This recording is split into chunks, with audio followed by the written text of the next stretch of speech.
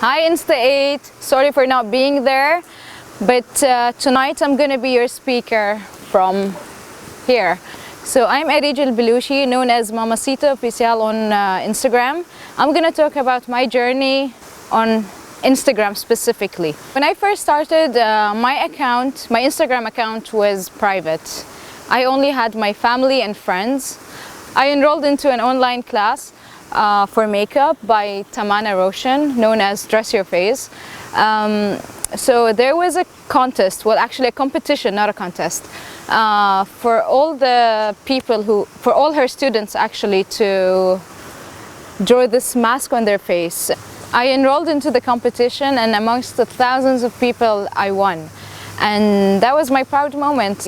The number of followers increased from 4,000 to 6,000 in 4 hours only, and that was kind of interesting. So what also was interesting is that one of my Instagram followers was actually an NBC reporter, where she wrote a whole article about me, about how I'm into fashion, beauty, and that was like back in last year, February last year. So after that NBC article, a lot of people actually heard about a girl called أريج in Oman. So one day I was just scrolling through my direct messages on Instagram. I noticed one of my followers actually sent me a picture of a newspaper in Bahrain with the article about me. So that was very shocking. But I've posted that picture of the newspaper, and I begged people in Bahrain, if you guys have this newspaper, please send it to me. And I just got it. I received the newspaper a year later, but I have it.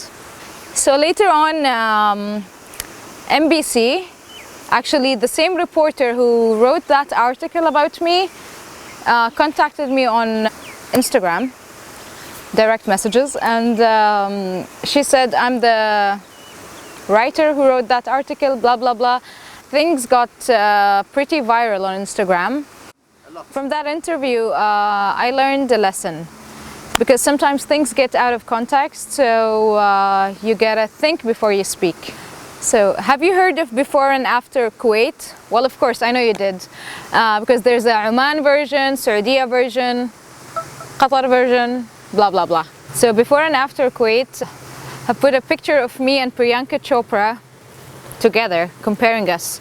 So I get that a lot. A lot of people actually tell me that I look like Priyanka Chopra, or maybe she looks like me.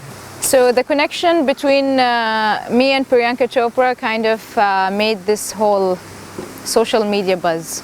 So on social media, I receive a lot of questions from my female followers regarding beauty tips and Arij, where did you get your jacket from? Arij, where did you get your hair dyed at? And questions such as, where are your lashes from?